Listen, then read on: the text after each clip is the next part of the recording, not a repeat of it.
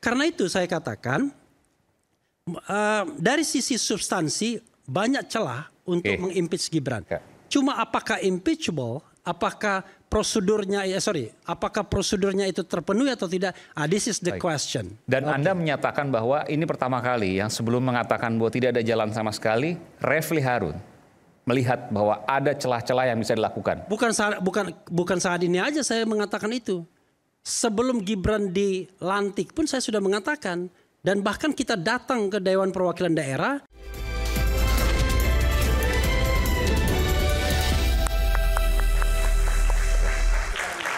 Tadi dibilang kita buka-bukaan, sekarang kita buka-bukaan. Kalau dari sisi Bung Ruliandi, nggak akan mungkin dari sisi undang-undang bisa, karena satu paket dan seterusnya. Saya tanya sekarang dari undang-undang juga mungkin, atau ada hal yang lain. Bung Refli Harun, pakar hukum tata negara, silakan. Tes 1, 2, 3.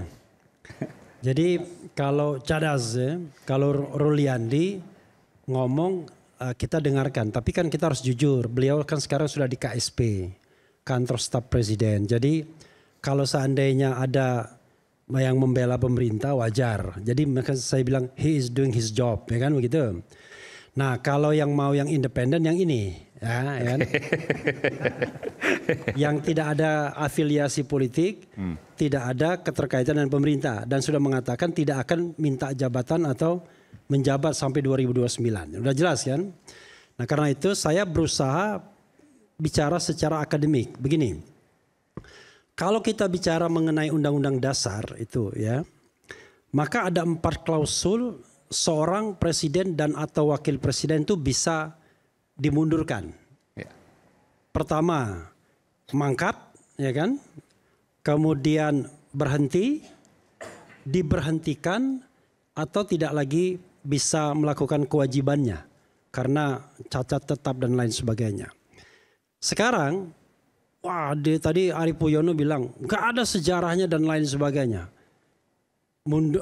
Jadi tidak hanya diberhentikan wakil presiden itu, tapi ada juga yang mundur. Hatta mundur kan begitu, tahun 56. Kalau yang di-impeach itu 2 orang, yaitu presiden ya, Bung Karno ketika dia pidato Nawaksara ditolak di MPRS, diketuai oleh Hana Sution, tahun 67 kemudian dia diberhentikan secara resmi dan kemudian dipilihlah Pak Harto. Kemudian berikutnya yang di-impeach itu adalah Gus Dur, Abdurrahman Wahid. Yang mengundurkan diri itu adalah Pak Harto. Jadi beda itu. Jadi 4 klausul tersebut itu sudah digunakan semua kecuali yang mangkat. Tidak ada presiden yang meninggal ketika dia menjabat. Ya. Karena itu biasa saja. Karena itu adalah yang namanya article of impeachment. Jadi kalau kita misalnya mau meminta seorang presiden dan atau wakil presiden diberhentikan, maka kita harus melihat 2 hal, substansi dan prosedur. Substansi itu agar sesuatu jadi impeachable, bisa di-impeach. Nah untuk bisa di-impeach ya 3 kategorinya. Dia melakukan pelanggaran hukum berat, berupa antara lain pengkhianatan terhadap negara, suap, korupsi, tindak pidana berat lainnya, atau lagi dia melakukan perbuatan tercela, kategori kedua, dan kategori ketiga tidak lagi memenuhi syarat. Syaratnya itu adalah antara lain mampu secara jasmani dan rohani. Ke dalam 3 klaster itulah kemudian seseorang bisa di-impeach, presiden dan atau wakil presiden. Dan perlu digarisbawahi, memang presiden dan wakil presiden itu dipilih satu paket. Kita tidak seperti Filipina yang dipilih presiden sendiri, wakil presiden sendiri, kadang-kadang tidak ada kohesivitas. Tetapi kalau urusan impeachment, pemakzulan atau pemberhentian, ya urusan masing-masing, nggak main paket, ya kan? Jadi ketika Gus Dur di-impeach, ya Megawati yang mendapatkan berkahnya jadi presiden, ya kan? Ketika Soekarno di-impeach, nggak ada wakil presidennya, makanya kemudian tidak bisa melanjutkan masa jabatan sampai habis waktunya. Jadi dipilih sama-sama tapi di-impeach bisa satu saja, bisa dua-duanya. Jadi maksudnya jangan kemudian kita di fait accompli seolah-olah dari hulu sampai hilir rendengan berdua saja. Buktinya ketika misalnya sudah menjadi presiden dan wakil presiden pun, Megawati tetap juga menggarap bagaimana bisa menjatuhkan Gus Dur pada waktu itu kan begitu.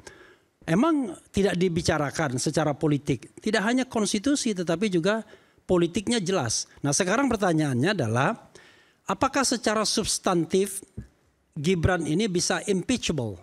Maka kita bicara kan bukan hanya hukum yang saat ini. Tapi kita bicara kemungkinan-kemungkinan yang bakal terjadi walaupun belum terbukti. Tapi saya mengatakan sudah ada yang terbukti. Cuman masalahnya ditindaklanjuti atau tidak, itu masalahnya. Maksudnya gimana Bung Refli? Hah? Maksudnya bagaimana? Oke. Ini saya ditelepon Pak Prabowo tapi saya matikan aja. Satu ya. Saya bicara, sebentar. Saya agak gatek juga kita kecilin. Oke. Mohon maaf Aiman ya. Silakan. Gangguan kecil. Satu, saya balik ya. Kita masukkan clause of impeachment itu. Yang namanya perbuatan tercela itu salah satu klaster kan. Nah perbuatan tercela itu salah satunya judi, mabok-mabokan menurut Undang-Undang Nomor 7 2017. Tapi tidak terbatas itu saja. Perbuatan tercela itu bisa apapun yang dipandang tidak layak, ya kan? Mohon maaf nih, ada wakil presiden misalnya pipis di pohon misalnya, itu bisa diimpeach asal tadi prosedur politiknya jalan, oke? Nah, sekarang pertanyaannya adalah ada satu spekulasi yang saya bilang under table yang mengatakan bahwa wakil presiden ada terlibat drug. Oke. Itu kan isu publik, oke? Oke. Nah, satu. Yang kedua adalah isu publik atau gosip? Itu harus dijelaskan. Gosip. Gosip. Oke, Ya. Gosip kan belum tentu benar. Lah, nanti dulu. Kan gosip itu Anda ada prosesnya kan? Oke, silakan. Kalau Anda bilang benar, ya dia otomatis. Ya, artinya kalau gosip kan terlalu spekulatif. Begini Aiman sayang, begini ya. Yang namanya saya harus adil juga di sini. Maksudnya jangan kemudian gosip muncul gitu kan. Begini, sesuatu hal itu nanti saya kasih prosedurnya. Oke. Semua hal itu kan harus ada prosedur politiknya. Oke. Nah, yang kedua adalah isu soal ijazah. Ya. Ijazah itu juga bermasalah karena Gibran tidak pernah tamat di SMA di Indonesia. Pertanyaannya adalah apakah ijazah yang dia dapatkan di Australia dan Singapura itu kompatibel dengan SMA atau tidak? Kan itu juga pertanyaan. Oke. Belum terbukti, memang belum terbukti, orang belum diverifikasi. Dua.